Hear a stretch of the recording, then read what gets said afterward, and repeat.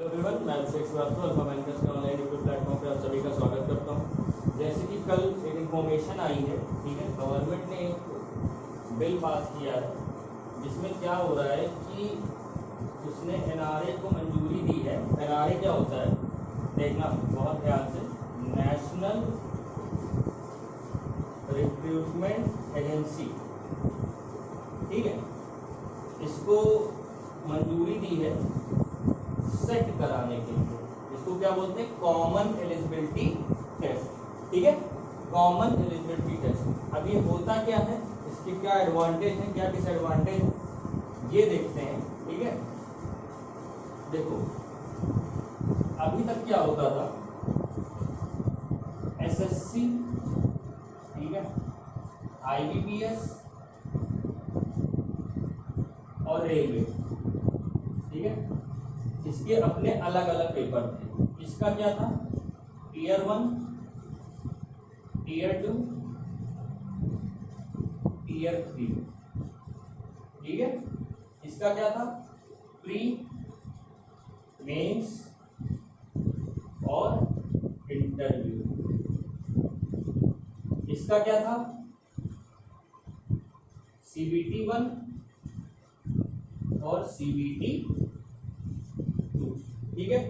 Plus इसमें कितने paper होते थे, एसएससी सीजीएल, ठीक है, एसएससी सीजीएल प्लस सीएचएसएल जो कि 10+2 का था, ठीक है, और एमटीएस जो 10th का था। साथ ही साथ स्टेनोग्राफर का भी है। इसमें क्या क्या है, IBPS PO, IBPS clerk, RRB PO, RRB clerk और आईबीपीएस एसओ, ठीक है। स्केल 2 स्केल 3 का भी है आरआरबी का। एसबीआई तो अपना अलग है, ठीक है। इसमें क्या क्या है, एएलपी है और तुम्हारा ग्रुप डी है, ठीक है, और एनटीटीसी हो गया, ये एग्जाम्स हो गए, ठीक है, ये कंडक्ट होते हैं। अब जो बिल आया है वो क्या आया है कि एसएससी, आईबीपीएस और रेलवे का एक एग्जाम, ठीक है, वो क्या है, एसएससी, आईबीपीएस और रेलवे का सिंगल एग्जाम, लेकिन सिर्फ सीबीटी 1, ठीक है, सीबीटी 1। कैसे, SSC plus IBPS plus RRB, ठीक है, रेलवे, इसका single exam, single screening exam, जिसको बोल क्या रहे हैं ये लोग, CET, common eligibility test, common eligibility test, ठीक है। इसमें क्या कह रहे हैं, सिंगल पेपर होगा एक स्क्रीनिंग का, ठीक है, उसमें जो मार्क्स आएंगे फिर वो मार्क्स अपनी अपनी रेस्पेक्टिव एजेंसी स्क्रीन करेगी और उसके टीयर 2 को या मेंस को बैंक के हिसाब से या सीबीटी 2 रेलवे के हिसाब से एग्जाम कराएंगे। इसका मतलब क्या है, जो एनआरए है वो सिर्फ प्री लेवल का ही कंबाइंड एग्जाम होगा, ठीक है, प्री लेवल का कंबाइंड एग्जाम होगा। मेंस या टीयर 2 अपना एसएससी अपना अलग कराएगी, सीजीएल, सीएचएसएल, एमटीएस का, आईपीएस अपना अलग कराएगा, बैंक का पीओ क्लर्क का जो भी है, आरआरबी अपना अलग कराएगा। मतलब सिर्फ पहला पेपर ऐसा है जो कंबाइंड होगा, ठीक है। अब देखो ये तो बात हो गई एग्जाम की, अब क्या इसमें इंपॉर्टेंट है ये देखना है, ठीक है। पहला पॉइंट क्या है, कंप्यूटर बेस्ड एग्जाम होगा,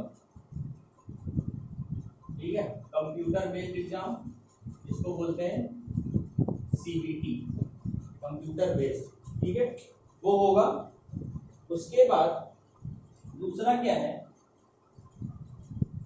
एक ईयर में 2 एग्जाम होंगे, ठीक है, 2 बार ये एग्जाम होगा और दोनों बार अलग अलग लेवल के अलग अलग एग्जाम होंगे। एक ग्रेजुएट का, ठीक है, एक हायर सेकेंडरी जिसको बोलते हैं 12th, और एक मैट्रिकुलेशन जिसको बोलते हैं 10th, ठीक है। ये 3 एग्जाम होंगे, इधर भी सेम एग्जाम होंगे, ठीक है। एक साल में 2 बार होगा, मतलब टोटल एक साल में 6 पेपर होंगे, ठीक है। अगर आपको bank PO, clerk, CGL, CBT, इसके लिए ग्रेजुएट, इसके लिए हायर सेकेंडरी और इसके लिए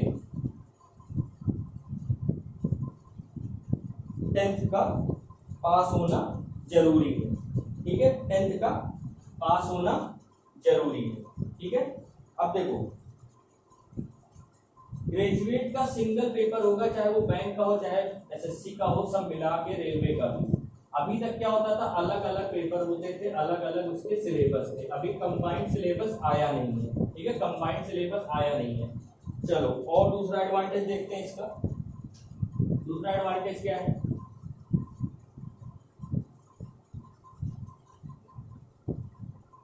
दूसरा एडवांटेज ये है, जो स्कोर कार्ड होगा, ठीक है, स्कोर कार्ड होगा, वो 3 साल के लिए वैलिड होगा,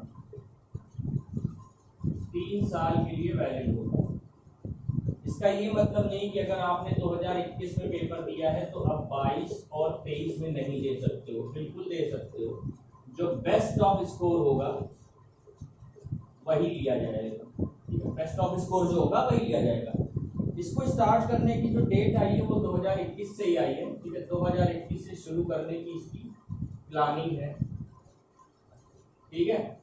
तो जो स्कोर कार्ड है वो 3 साल तक वैलिड होगा। मान लो 21 में आपने 2 एग्जाम दिए, 2 सीबीटी सीईटी, और 22 में भी दिया और 23 में दिया, ठीक है। अब सपोज 23 में इन दोनों का आपने 2 और 2 4 दे दिया है, तो बेस्ट ऑफ 4, जो चारों में से सबसे बेस्ट होगा वो 21 में आप यूज कर सकते हो, ठीक है। तो एक ये बेनिफिट है कि आप 3 साल तक स्कोर कार्ड वैलिड होगा। इसका एडवांटेज पहला। दूसरा ये भी है कि फ्री आपको बार बार नहीं देना होता, ठीक है। पहले क्या होता था, आपको 6-7 फॉर्म भरने पड़ते थे, ठीक है, 6-7 फॉर्म भरने पड़ते थे, तो 6-7 पेमेंट भी करनी पड़ती थी, ठीक है। अब वो नहीं करनी पड़ेगी, ठीक है, 6-7 फ्री नहीं देना पड़ेगा। एक फ्री के बाद आप 4-5 मेंस दे सकते हो और 3 साल तक दे सकते हो, ठीक है, 3 साल तक दे सकते हो। तो ये एक बेनिफिट है कि बार बार आपको देना नहीं पड़ेगा फ्री एग्जाम, ठीक है। अब देखो उसके बाद क्या है, इसका दूसरा एडवांटेज, एक और एडवांटेज इसमें आया है कि जो सेंटर होगा एग्जाम का वो each district of the country में है। मतलब पूरे इंडिया में जितने डिस्ट्रिक्ट हैं हर जगह सेंटर पड़ेगा इसका। तो इससे क्या फायदा हो गया, ट्रांसपोर्टेशन नहीं होगा, ट्रांसपोर्टेशन सीए एक्ट के लिए नहीं होगा, ठीक है। 117 डिस्ट्रिक्ट जो बैकवर्ड में है उनके लिए ज्यादा जरूरी किया गया है ये चीज कि वो लोग भी एग्जाम दें और ये जाने कि ऑनलाइन एग्जाम कैसे होता है, ठीक है, ऑनलाइन एग्जाम कैसे होता है। उसके बाद क्या है, उसके बाद एक चीज और है, वो क्या है, देखो मल्टीपल लैंग्वेज में एग्जाम होगा, ठीक है, मल्टीपल लैंग्वेज में एग्जाम होगा। 12 लैंग्वेज बताई गई है अभी तक जिसमें एग्जाम कराया जाएगा, ठीक है। सिलेबस अभी नहीं आया है, जल्दी आ जाएगा। एज लिमिट भी अभी नहीं आई है, वो भी आ जाएगी, ठीक है। अब देखो कंपटीशन का लेवल क्या होगा, कंपटीशन लेवल ये जानो। देखो पहले क्या था, कुछ बच्चे एसएससी देते थे, कुछ बच्चे बैंक देते थे, ठीक है, इनकी अलग प्रिपरेशन होती थी, इनकी अलग प्रिपरेशन होती थी। अब क्या है, ये वाला ये भी देगा, ये वाला ये भी देगा, तो अब क्या है, दोनों की तैयारी करनी पड़ेगी आपको, ठीक है। तो जो कंपटीशन का लेवल होगा वो काफी हाई हो जाएगा, कंपटीशन का लेवल क्या हो जाएगा, हाई हो जाएगा। बात करेंगे कि क्या हो सकता है आगे इसके लिए, लेकिन उसके पहले और क्या देखते हैं।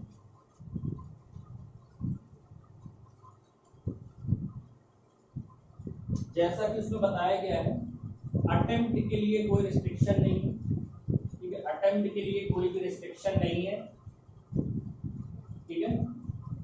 उसके साथ साथ जो नोटिफिकेशन आई है, उस नोटिफिकेशन में क्या दिया गया है कि स्टैंडर्ड सिलेबस होगा, स्टैंडर्ड सिलेबस होगा, ठीक है, स्टैंडर्ड सिलेबस होगा, ठीक है। अब देखो, अब बात करते हैं स्टैंडर्ड सिलेबस क्या हो सकता है। इतनी तो इंफॉर्मेशन दी गई है, अब मैं अपने हिसाब से कुछ चीजें बता देता हूँ कि क्या पॉसिबिलिटी हो सकती हैं, ठीक है। पहला देखो एसएससी, ये हो गया बैंक, ये हो गया रेलवे, ठीक है। अब देखो यहां से शुरुआत होती है मेरी पॉसिबिलिटीज, क्या पॉसिबिलिटीज हो सकती है। एसएससी का जो सिलेबस है वो क्या है, मैथ्स, ठीक है, प्री की बात कर रहा हूँ, मैथ्स, इंग्लिश, रीजनिंग और जीएस, ठीक है। बैंक का सिलेबस क्या होता था, मैथ्स, रीजनिंग और इंग्लिश, ठीक है। रेलवे का सिलेबस क्या होता था, मैथ्स, रीजनिंग और जीएस, ये सिलेबस होता था। अब देखो जो एसएससी की तैयारी करता था वो रेलवे के लिए थोड़ा बेनिफिट रहता था, ठीक है, क्योंकि मैथ्स सेम रहती थी, रीजनिंग सेम रहती थी, जीएस सेम रहती थी। लेकिन दिक्कत किसको अब होगी, बैंक वालों को। क्या दिक्कत होगी, अगर सीएट हुआ तो उसमें जीएस इन्वॉल्व तो होगा ही होगा, ठीक है, तो ये एक्स्ट्रा पढ़ना पड़ेगा। हाँ, कुछ चीजें ऐसी हैं जो बैंक के मैथ्स में नहीं है, एसएससी के मैथ्स में है, जो कि एडवांस पार्ट है, और कुछ चीजें ऐसी हैं जो बैंक में है, एसएससी में नहीं है, वो न्यूमेरिकल एबिलिटी के कुछ पार्ट्स हैं, ठीक है, तो वो पढ़ना पड़ेगा। बैंक वालों को भी ट्रिग्नोमेट्री पढ़नी पड़ सकती है, ठीक है, ट्रिग्नोमेट्री पढ़नी पड़ सकती है, मेंसुरेशन पढ़ना पड़ सकता है, ठीक है, अलजेब्रा पढ़नी पड़ सकती है, ठीक है। एसएससी वालों को क्वाड्रेटिक इक्वेशन में भी पढ़ना पड़े, मिसिंग नंबर सीरीज पढ़ना पड़े, ठीक है, ये सब चीजें होंगी। बेनिफिट इन लोगों का ज्यादा है, इनका कम है। हाँ, अब इसमें लॉस डिसएडवांटेज इसका है, और ये देखो जो सबसे बड़ा डिसएडवांटेज होगा वो किन बच्चों को होगा, वो देखो। डिसएडवांटेज जो मेरे हिसाब से, ठीक है, डिसएडवांटेज जो मेरे हिसाब से है वो उन बच्चों को होगा जो बैंक की या रेलवे की प्रिपरेशन कर रहे थे इंग्लिश से बचने के लिए, इंग्लिश से बचने के लिए। बैंक में जो पेपर होता है आरआरबी, पीओ का और क्लर्क का, ठीक है, इसके प्री में इंग्लिश नहीं आती, इंग्लिश नहीं आती, और मेंस में हिंदी या इंग्लिश का ऑप्शनल होता है, ठीक है। तो इंग्लिश यहाँ भी बच्चे नहीं देते थे और यहाँ पे भी हिंदी दे देते थे। अब क्या होगा, या रेलवे के एग्जाम में इंग्लिश हिंदी दोनों नहीं आती है, इंग्लिश लैंग्वेज हिंदी लैंग्वेज दोनों नहीं आती। अब क्या पॉसिबिलिटी हो सकती है, अगर सीईटी हुआ तो क्या उसमें इंग्लिश रखी जाएगी, अगर रखी गई तो इनके लिए तो दिक्कत हो गई पूरी की पूरी, क्योंकि इनको बिना मन के इंग्लिश अब देनी ही पड़ेगी। अब मुझे नहीं लगता कि इंग्लिश नहीं रखी जाएगी, क्योंकि एसएससी में भी आती है, ठीक है, आईबीपीएस के पीओ क्लर्क में भी आती है,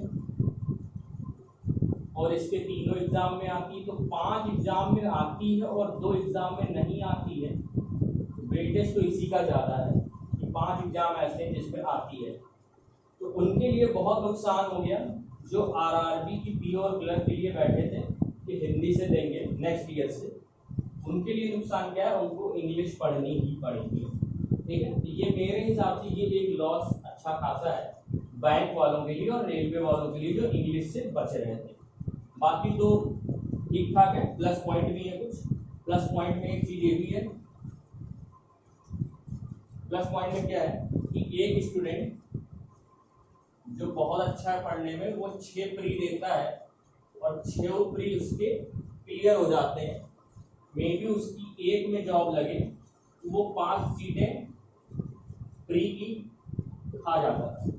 ठीक है, अब नहीं होगा, एक बच्चे को एक ही बार प्री क्वालिफाई करना है तो उससे 5 बच्चों की जगह बचेगी। ठीक है, 5 बच्चों की जगह बचेगी। दूसरा क्या है कि आप 6 प्री देते थे, ठीक है, और सपोज मेंस नहीं निकला, प्री निकल गया है, अगले साल जब आपकी तैयारी होती थी तो आपको फिर से प्री देना पड़ता था पहले। ठीक है, प्री देना पड़ता था, फिर मेंस पे ही जाते थे।